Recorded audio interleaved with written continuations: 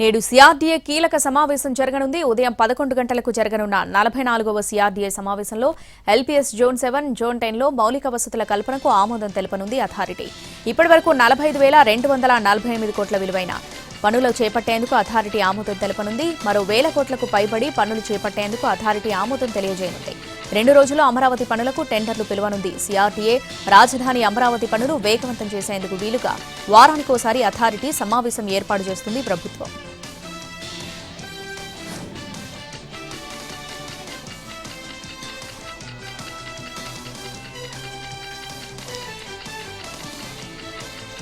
AP deputy CM Pawan Kalyan నేడు కృష్ణా జిల్లాలో పర్యటించనున్నారు. ఉదయం 10 గంటలకు కంకిపాడు మండలం గుడివర్రు గ్రామంలో పంచాయతీరాజ్ గ్రామీణ అభివృద్ధి శాఖ చేపట్టిన అభివృద్ధి పనులను పరిశీలిస్తారు. కంకిపాడు, రొయ్యూరు వయా గుడవర్రు రోడ్డు పనుల్లో పురోగతిని తెలుసుకుంటారాయన. అలాగే స్థానికంగా ఉన్న పరిస్థితులను అడిగి తెలుసుకోనున్నారు.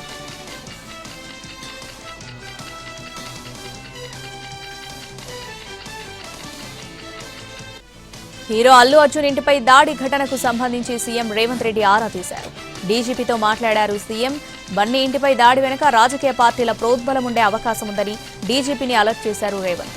దాడి చేసిన నిందితురాలు బీఆర్ఎస్ నేతలతో దిగిన ఫోటోలను అందించారు ఇంటెలిజెన్స్ అధికారులు.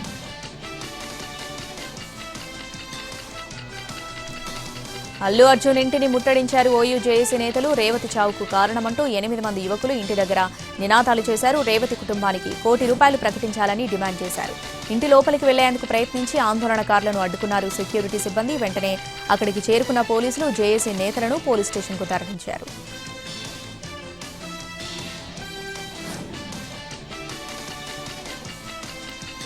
ఇళ్లపై దాడులను ఎవరూ ప్రోత్సహించొద్దన్నారు అల్లు అరవింద్. దాడి చేసిన వారిని పోలీసులు తీసుకెళ్లారని, చట్టం తన పని తాను చేసుకుపోతుందని చెప్పారు. తమ ఇంటి వద్ద ఏం జరిగిందో అందరూ చూశారని, తాము ఇప్పుడు సంయమనం పాటిస్తున్నామని చెప్పారు.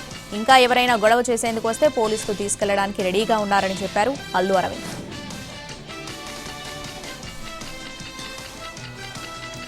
సంధ్యా థియేటర్ తొక్కిసలాటలో తీవ్ర గాయాల పాలై చికిత్స పొందుతున్న శ్రీతేజ్ను పరామర్శించారు కేంద్ర మంత్రి బండి సంజయ్.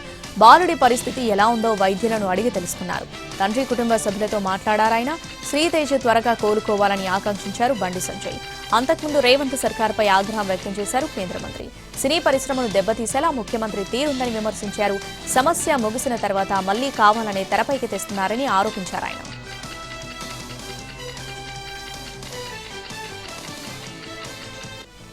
పోలీస్ అధికారి విష్ణుమూర్తిపై క్రమశిక్షణ చర్యలు చేపట్టనున్నారు. ఉన్నతాధికారుల అనుమతి లేకుండా ప్రెస్ మీట్ పెట్టడంపై పోలీస్ శాఖ సీరియస్ అయింది. నిజామాబాద్లో టాస్క్ ఫోర్స్ డీఎస్పీగా పనిచేసిన విష్ణుమూర్తి ఇప్పటికే సస్పెన్షన్లో ఉన్నారు. ఆయనపై ఆరోపణలు రావడంతో డీజీపీ కార్యాలయానికి అటాచ్ చేశారు. అక్టోబర్ 2024లో ఆయన్ను సస్పెండ్ చేశారు. సీనియర్ అధికారులకు సమాచారం ఇవ్వకుండా విష్ణుమూర్తి ప్రెస్ మీట్ పెట్టినట్టు గుర్తించారు. దీంతో క్రమశిక్షణ చర్యలు తీసుకునేందుకు సిద్ధమయ్యారు. ఒక నివేదికను డీజీపీకి పంపుతున్నారు. దీనిపై డీజీపీ ఆఫీసు విచారణ జరిపి చర్యలు తీసుకుంటుందని చెప్పారు.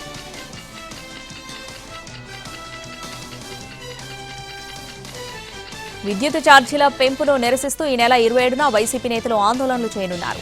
ఆంధ్రప్రదేశ్ వ్యాప్తంగా అన్ని నియోజకవర్గ కేంద్రాల్లో విద్యుత్ శాఖ కార్యాలయాల వద్ద నిరసన తెలపనున్నారు.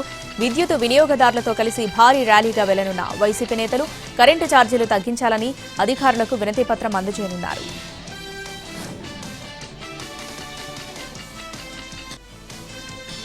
నేడు సిద్దిపేట జిల్లాలో పర్యటించనున్నారు గవర్నర్ జిష్ణుదేవ్ వర్మ. ఏబీవీపీ 43వ రాష్ట్ర మహాసభలకు ముఖ్య అతిథిగా హాజరు కానున్నారు. నిన్న మెదక్ జిల్లాలో పర్యటించిన ఆయన కొల్చారంలో గురుకులాన్ని సందర్శించారు. నాణ్యమైన విద్యా ప్రమాణాలతో తెలంగాణ ప్రభుత్వం స్కూల్లో నిర్వహిస్తుందని, గురుకులాల్లో చదివిన విద్యార్థులు పర్వతాలను అధిరోహించారన్నారు. అంతకుముందు మెదక్లోని క్యాథడ్రల్ చర్చిలో 100 ఏళ్ల వేడుకకు హాజరయ్యారు. చర్చిలో ప్రత్యేక ప్రార్థనల్లో పాల్గొన్నారు governor Jishnu Dev Varma.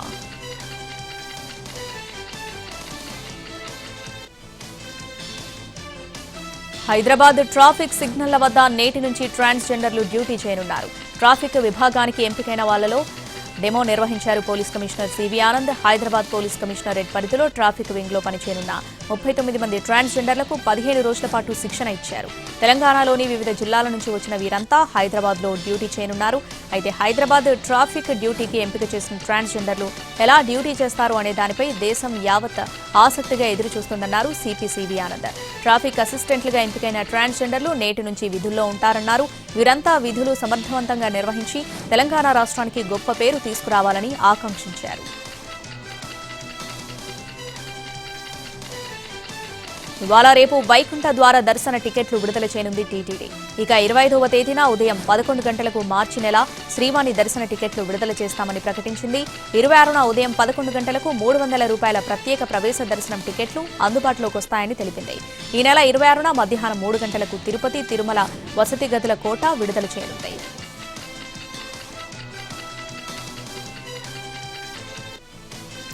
AP CM Chandrababu మనవడు మంత్రి లోకేష్ తనయుడు దేవాంశ్ చెస్లో ప్రపంచ రికార్డు సృష్టించాడు. వేగంగా పావులు కదపడంలో రికార్డు నెలకొల్పిన 9 ఏళ్ల దేవాంశ్ వేగవంతమైన చెక్మెట్ సాల్వర్ 175 పజిల్స్ ను సాధించి ప్రపంచ రికార్డును కైవసం చేసుకున్నాడు. ప్రతిష్టాత్మకమైన వరల్డ్ బుక్ ఆఫ్ రికార్డ్స్ నుంచి సర్టిఫికెట్ కూడా అందుకున్నాడు దేవాంశ్. దీంతో చంద్రబాబు కుటుంబం సంతోషంలో మునిగిపోయింది. తన కుమారుడు సాధించిన ఘనత పట్ల నారా లోకేష్ హర్షం వ్యక్తం చేశారు. కాచిగూడ చెన్నై ఎగ్మోర్ ట్రైన్లో మంటలు చెలరేగాయి. గద్వాల దగ్గర ఈ ప్రమాదం జరిగింది. ట్రైన్లోని ఏసీ బోగిల్లో మంటలు ఎగిసిపడ్డాయి. దీంతో గద్వాల రైల్వే స్టేషన్లో ట్రైన్ను ఆపేశారు. ప్రయాణికులను కూడా రైలు నుంచి కిందకు దింపేశారు. వెంటనే అగ్నిమాపక సిబ్బంది మంటలను ఆర్పివేసింది. పార్వతీపురం మన్యం జిల్లా గరుగుబిల్లి మండలం సుంకి గ్రామంలో ఏనుగులు హల్చల్ చేస్తున్నాయి. పంట భూముల్లోకి చొచ్చుకొచ్చిన ఏనుగుల గుంపు అరటి పంటను వరి చేలో ధ్వంసం చేస్తున్నాయి. చేతికి అందాల్సిన అరటి, వరి పంటను నాశనం చేస్తూ ఉండటంతో అన్నదాతలు ఆవేదన చెందుతున్నారు. కాగడాలు చూపిస్తూ బాణాసంచా కాలుస్తూ గజరాజుల గుంపును తరిమేందుకు యత్నిస్తున్నారు. అటవీ సిబ్బంది తక్షణమే వచ్చి ఏనుగుల బారి నుంచి రక్షించాలని ఆందోళన చేశారు.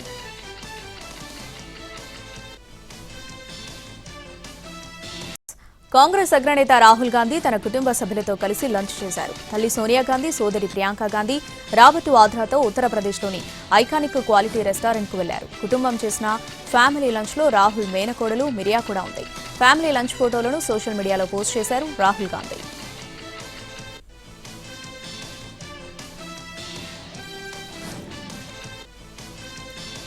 ముంబైలో మితిమీరిన వేగంతో ప్రయాణించిన కారు ఢీకొట్టడంతో 4 ఏళ్ల చిన్నారి చనిపోయాడు.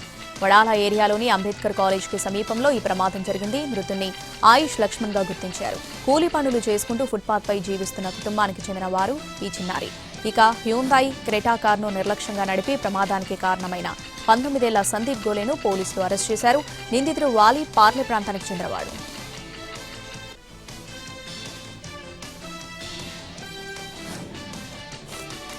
ఉత్తరప్రదేశ్లోని సంభాల్ జిల్లాలో పురాతన మెట్లబావి కోసం తవ్వకాలు కొనసాగుతున్నాయి.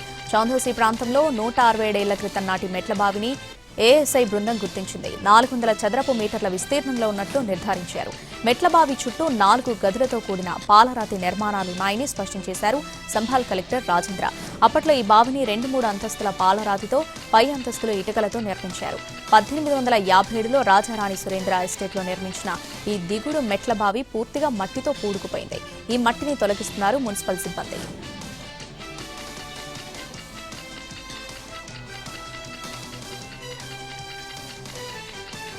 కాశ్మీర్ వాలి గడ్డకట్టిపోయింది. 40 రోజుల పాటు కొనసాగే అత్యంత తీవ్రమైన చలికాలం చిల్లై కలాన్ ప్రారంభం కావడంతో జమ్మూ కాశ్మీర్ ఫ్రీజ్ అయింది. టెంపరేచర్ -డిగ్రీలకు పడిపోయింది. శ్రీనగర్లో -6 డిగ్రీల ఉష్ణోగ్రత నమోదైంది. దాల్ లేక్ మంచు పలకలా మారింది. గూటి పడవలు అతి కష్టం మీద నడుస్తున్నాయి. పర్వతాలు మంచు దుప్పటి కప్పుకున్నట్టు కనువిందు చేస్తున్నాయి. చెట్లన్నీ గాజుతో పోతపోసినట్టుగా ఉన్నాయి. గత 50 ఏళ్లలో శ్రీనగర్లో డిసెంబర్లో నమోదైన అత్యల్ప ఉష్ణోగ్రత ఇదేనని వాతావరణ శాఖ చెబుతోంది.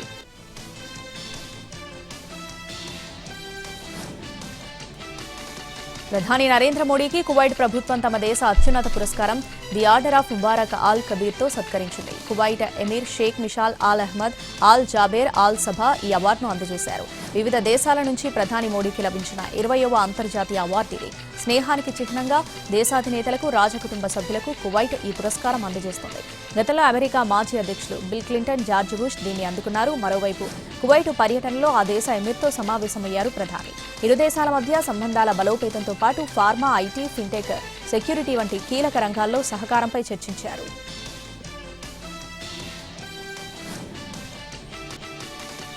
పశ్చిమ బంగాళాఖాతంలో తీవ్ర అల్పపీడనం కొనసాగుతోంది. పశ్చిమ నైరుతి దిశగా కదులుతూ రేపు తమిళనాడు కోస్తా తీరాల వైపు వెళ్తుందని వాతావరణ శాఖ తెలిపింది. దీని ప్రభావంతో ఇవాల్టి నుంచి గురువారం వరకు ఏపీలో పలు ప్రాంతాల్లో తేలికపాటి నుంచి ఓ మోస్తారు వర్షాలు కురుస్తాయని పేర్కొంది. తిరుపతి, నెల్లూరు, ప్రకాశం, బాపట్ల జిల్లాలో భారీ వర్షాలు కురుస్తాయని అంచనా వేస్తుంది. ముందు జాగ్రత్తగా రాష్ట్రంలోని పోర్టులకు 3వ నెంబర్ హెచ్చరిక జారీ చేయనున్నట్లు వాతావరణ శాఖ తెలిపింది. గురువారం వరకు మత్స్యకారులు సముద్రంలో వేటకు వెళ్లరాదని హెచ్చరించింది.